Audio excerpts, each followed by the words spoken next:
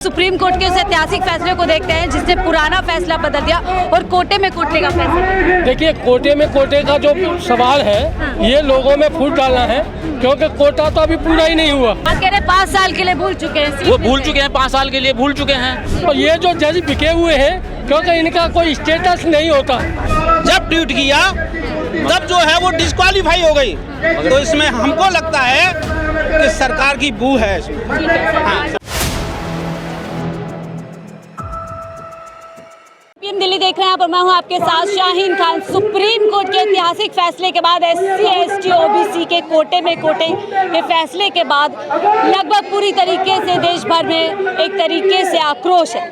जो SC ST OBC समाज के लोग हैं वो इसको कहीं ना कहीं बांटने की एक तरीके से फैसला बता रहे हैं और इस फैसले के खिलाफ कहीं ना कहीं सुप्रीम कोर्ट के खिलाफ भी खड़े हो गए। हमारे साथ यहाँ पे पूरी तरीके से OP जी मौजूद है, जो कि माफ कीजिएगा आपका नाम में OP गौतम जी मौजूद हैं, जो कि जो आपने देखा पार्लियामेंट में जो बड़ा मेला लगता है अम्बेडकर जी की जयंती पर, उसकी एसोसिएशन के पूरे चेयरपर्सन हैं।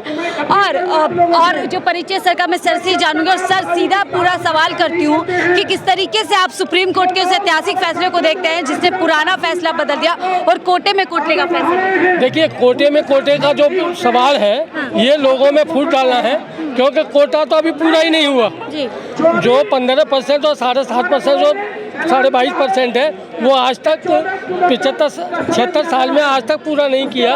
और उसमें और वो डाल दिया, आपस में विरोधाभास कर दिया है। सपोज मानो कोई आदमी ये कहता है कि हमारा ये जो सुप्रीम कोर्ट ने आदेश किया है बहुत अच्छा किया है, तो मैं कह रहा हूँ उस जाति के आदमी को जो ये कह रहा है उसका ये बता दें कि रोस्टर में उसका नंबर कहाँ आएगा। उसका रोस्टर में नंबर 25-26 नंबर पे आएगा और कभी 25-26 पोस्ट एक साथ नहीं भरी जाएंगी और उसका कभी भी नंबर नहीं आएगा। आज 22.5 के कोटा में तो नंबर आ सकता है, लेकिन अलग अलग कोटे में कोटा देने के बाद उन लोगों को कभी भी नंबर नहीं आएगा। ठीक, गौतम जी, ये जो फैसला आया सुप्रीम कोर्ट से, हमने देखा चुनाव के दरमियान किस तरीके से आरक्षण और संविधान को लेकर के एक बात सुनने को मिलती कि शायद 400 आ जाएगी तो संविधान बदल देंगे या फिर आरक्षण खत्म कर देंगे। चुनाव के ठीक बाद सुप्रीम कोर्ट की आड़ में वही फैसला, क्या जो करना भारतीय जनता पार्टी चाहती थी वो सुप्रीम कोर्ट के जरिए से कर गई? देखिए, अभी जो आदेश दिया है, अब चंद्रचूड़ जी इंतजार कर रहे थे, क्योंकि उन्होंने अपने बेटे को सुप्रीम कोर्ट में भेजना है। और जब सुप्रीम कोर्ट में भेजना है तो भाजपा और RSS की बात तो करनी पड़ेगी। और दूसरे जो गवाही हैं गवाही ने भी राज्यसभा का MP बनना है, इसीलिए वो इस तरीके की घटना घट रहे हैं कि भाई अब कोटे में कोटा दे रहे हैं। लेकिन वो बताएं तो सही, कोटा जो है सुप्रीम कोर्ट में है। कोटा जो है सुप्रीम कोर्ट में कभी SC का बंदा नहीं आया, चीफ जस्टिस नहीं बना। अगर कोटा होता या उनकी भर्ती कॉलेजियम से नहीं होती और उनकी UPSC से होती तो शायद ये नौबत नहीं आती आज। लेकिन OP जी अपने निजी इस तरीके के फायदे के लिए इतने करोड़ों लोगों के पूरे जो है अधिकार को हनन करना कहाँ तक सही? देखिए, इससे पहले गगोई जी ने दिया, गगोई जी को देने के बाद में उनको राज्यसभा का MP बनाया। और ये जो जज बिके हुए हैं, क्योंकि इनका कोई स्टेटस नहीं होता, हो सकता है क्योंकि ये सीधे एग्जाम देके तो आते नहीं, जैसे लोअर कोर्ट में मजिस्ट्रेट और वो जो ADJ वगैरह आते हैं वो एग्जाम के माध्यम से आते हैं। और ये सुप्रीम कोर्ट और हाई कोर्ट के जो जज आते हैं ये ज़्यादातर वो उनके फूफा, चाचा, नाना, मामी वो सब राजनीति में होते हैं और उनके व्यापार इन लोगों को जज बना देते हैं। और ये जज हमेशा जो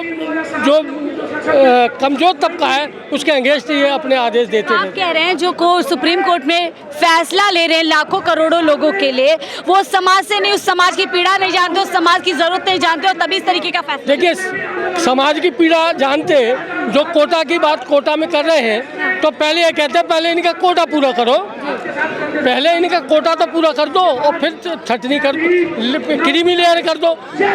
अब ये क्रीमी लेयर की बात करते हैं। जो आदमी EWS वाला 8 लाख कमाने वाला वार्षिक, 8 लाख कमाता है तो उसे बेनिफिट मिलता है, और जो 3 लाख शेड्यूल कास्ट और शेड्यूल ट्राइब ये कमाता है उसकी 3 लाख के ऊपर इनकम होगी तो उसे बेनिफिट नहीं मिलेगा।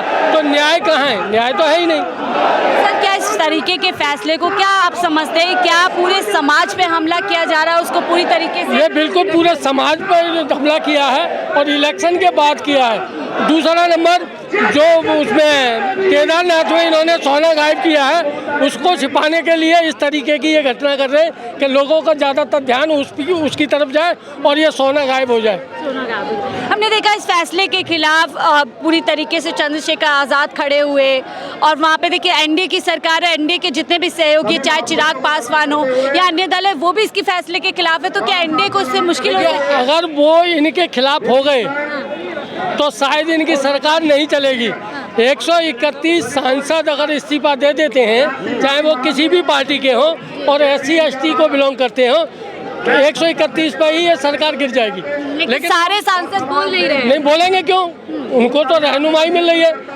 एक्चुअल क्या है, जो सांसद हैं इनके लिए कोटा नहीं है, रिजर्वेशन नहीं है इनके लिए तो केवल मात्र 10 साल के लिए इनको रिजर्वेशन दिया था। उस रिजर्वेशन को ये लोग 10 साल बाद ये ऑटोमेटिक बढ़ा लेते हैं। लेकिन सर, सवाल तो ये उठता है ना, यही सांसद आप लोगों के वोट लेकर के सदन में पहुंचते हैं और आज आप ही लोगों के लिए आवाज नहीं उठा रहे हैं। हाँ, लेकिन ये है कि जो है अब वो राजनीतिक तौर पे जो है ना अपनी ड्यूटी सेक रहे हैं, वो अपना लेके जो ना बैठ गए हैं कुर्सी लेके जो है, और बाकी जो ना वो भूल गए हैं समाज को जो है। तो आप कह रहे 5 साल के लिए भूल चुके हैं, वो भूल चुके हैं, 5 साल के लिए भूल चुके हैं। तो यही है कि जो ना बीजेपी को डर नहीं लगता है क्या? 240 पे सिमट गई इसी वजह से और फिर वही चीज कर रही है।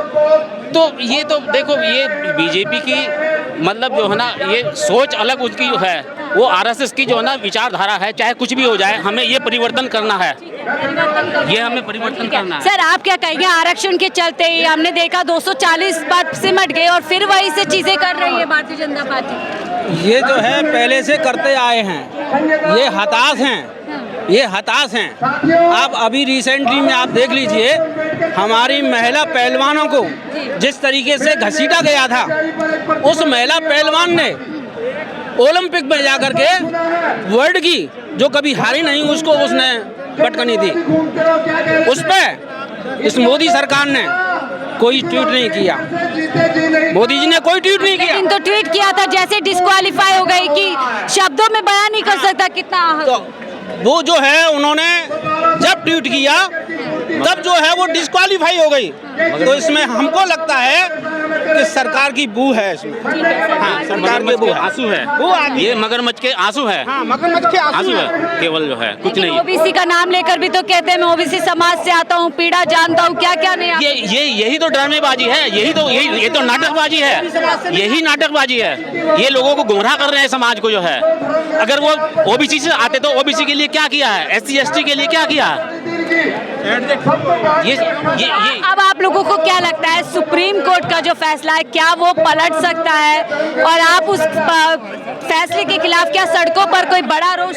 हाँ, एक बड़ा जो है ना तबका जो है ना सब इकट्ठा होकर रोड पे आएंगे और अब उसके लिए आगे की जो है ना रणनीति तय करेंगे जो है, देखते हैं। ठीक है, रणनीति तय करेंगे, लेकिन समझने वाली बात यह है कि आखिरकार सुप्रीम कोर्ट को क्यों इस पूरे कोटे के फैसले को लेकर आना पड़ा, और इसके पीछे बड़ी मंशा क्या। आपने तमाम लोगों को सुना जो समाज से संबंधित है, उस समाज के पूरी तरीके से चिंतित लोग हैं और वो इस पूरे फैसले को लेकर के कहीं ना कहीं चिंतित है और इस फैसले के खिलाफ सड़क से लेकर संसद तक लड़ाई लड़ने की पूरी तैयारी कर रहे हैं। फिलहाल के लिए मुझे दीजिए इजाजत, आप देख रहे थे 4PM दिल्ली।